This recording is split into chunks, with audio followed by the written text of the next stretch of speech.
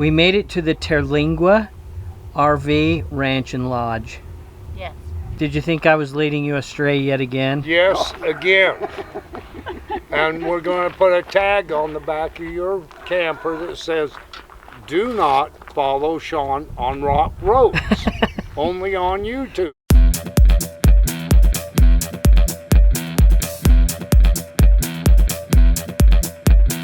When the manager of the RV park asks you if your rig has 4-wheel drive, that should be a clue. You're in trouble. Well, we're off to VanHorn. We're gonna be in an RV park tonight. That'll be nice. Yeah. We have a long hot shower tonight, so come along.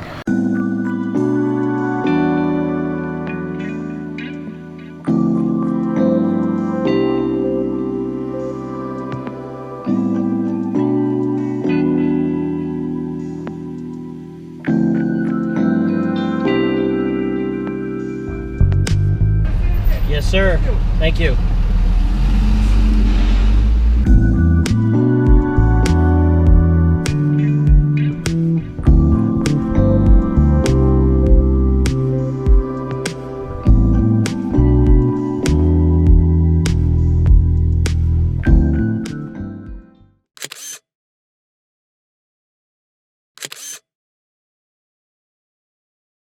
Well, hey everybody, we just spent a night at the Oasis Campground.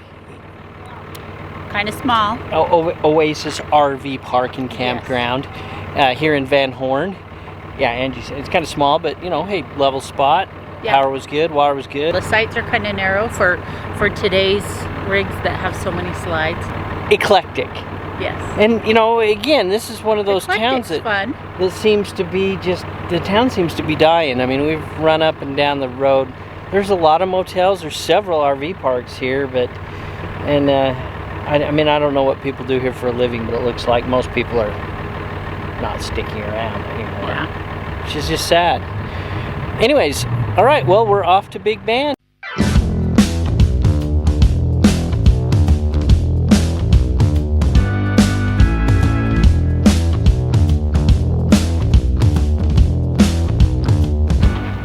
Well, we stopped here just east of Marfa, Texas at the Marfa Lights Viewing Center. I really enjoyed this stop. Yeah, well, it's pretty. It's a little picnic area. There's restrooms. We'll turn and show you those. There, little restroom area right there, and on the back side is viewing, because now let me turn around again. Since the 1800s, there's been reports of mysterious lights off here to the west of us, between the Paisan Pass and where Marfa is located. And to date, they're still unexplained. That would be cool to see. Yeah, see, more reason to come back. Always, everywhere. So we just talked with a man who lives in Alpine. He says he's never personally seen them, but he has friends that say that they have. The information that I read on the little plaque said that it possibly is some kind of atmospheric condition that is created due to hot and warm. I don't know. Maybe, I mean, I know the northern lights are solar. Anyways, look it up. It's pretty interesting. But also, for me, there used to be an Army Air Corps base here, training facility for pilots. It was the advanced course, training Army Air Corps pilots. About 10,000 pilots got their wings here. Now there's nothing left. During World War II. During World War II, the base was opened between 1942 and 1945 at the end of the war. 5 commanders over different times. There was a WAC division here at one point. A bunch of men out here training to be pilots. And that touches with me because my grandpa was a pilot during World War II. But pretty interesting. So, fun little stop. Now we'll be off to Big Bend.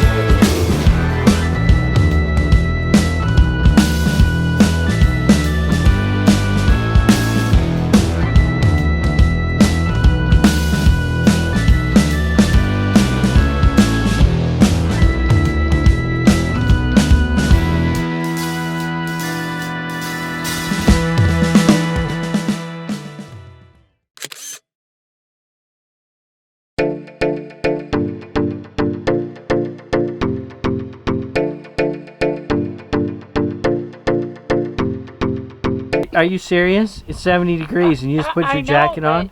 You know It's what? cooled off. It's cooled off all of a sudden. We're chasing 70 and it's 70. I know, but we were just sitting here sweating. For the first time in weeks, southern Arizona, and we're finally, I mean, know. all these cold nights and whatnot. But, Finally. I don't mind the cold nights yeah. if the days are really good. So they said we're about a 45-minute drive into Big Bend National Park. Yeah, and let's just back to the main road. I think, yeah, that's probably it. It's literally 45 minutes down that 16-mile road to get back into here. Where are we going? We're going to drive through Big Bend National Park. Yeah, I gotta pass out if you want mine. Oh, I want to show them mine. My pass is rarer than your pass. Yes. Fine. Campground's full. Alright, what does it say on the sign? It says See, it private looks vehicle different. is $30 here. Motorcycles $25. $15 per person. Big Bend National Park annual pass is $55. Well, we made it down here to the Castellon Visitor Center within the Big Bend National Park. And as you can see right here, this was the visitor center up until 2019 when they had a big fire down here that took out the visitor center. Historically, this was built for the Mexican-American War that happened back at the turn of the last century, and it housed the infantry. When the war finished, it was purchased by a man who turned this into a general store. So pretty interesting. So because the visitor center got taken out in that fire, it's right now being housed in this little building right here. And now let me turn again. So the equipment behind me was irrigation equipment that was purchased by people who were trying to farm cotton down here back in like the 1920s. After the Army moved out, this area was purchased by Texas Rangers, who had a complement of people here for a little while. So really interesting history, and of course you can't see it, but the Rio Grande is just over here, and we're gonna get some pictures of that. Where's Mr. Wile E. Coyote? You gonna spread that tail? Huh? You gonna show us?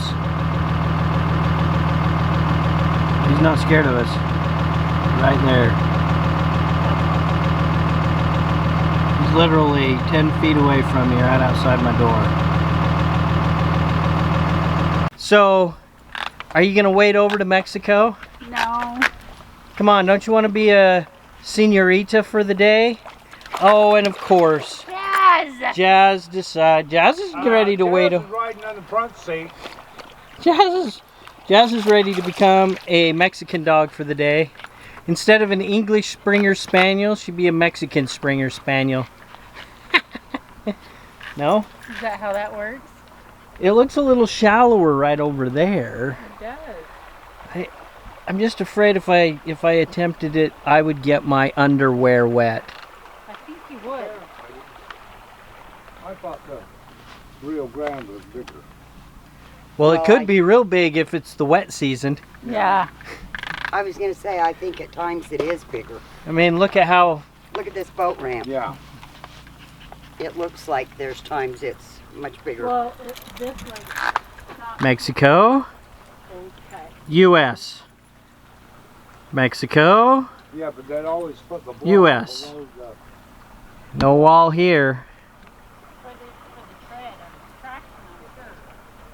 Honestly, and you look at this and some of the driving that we've been doing, and it certainly seems very cost prohibitive to actually build a wall here. through this area.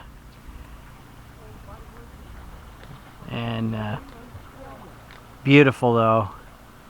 So the cut between those limestone, the cut between that limestone wall is where the Rio Grande comes, and it actually is coming this way. Pretty awesome. The Rio Grande comes through that canyon in the rock right there. See, and I think there's a And campground over there. and the mountains here, 1,400 feet tall. Pretty awesome. We just did the 13-mile Old Maverick Road, which this road here behind me comes out about 8 miles, I think, north of the Cottonwood Campground. Might be off a little bit on the miles. But this road heads off that way, adjacent to the entrance gate into Big Bend National Park.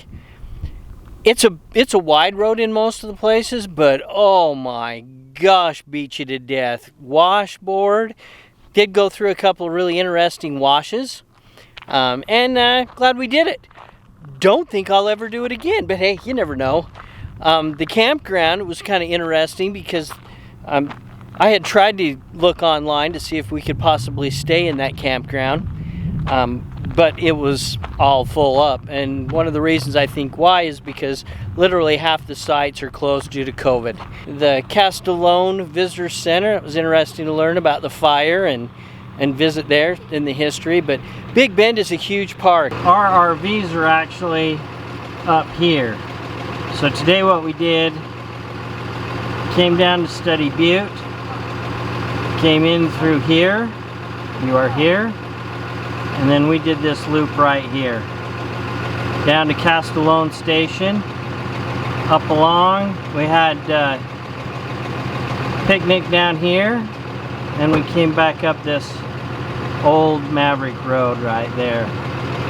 So we just touched on just a little piece of this park. Certainly going to have to come back and visit it again at some point. So we're going to head back off to the Terlingua Ranch RV Park where we're at. Sure am glad that this river ain't flowing. I'll say, it could be a little scary, couldn't it? You two'd have to get out and push. What to? You two. I don't speak of you two.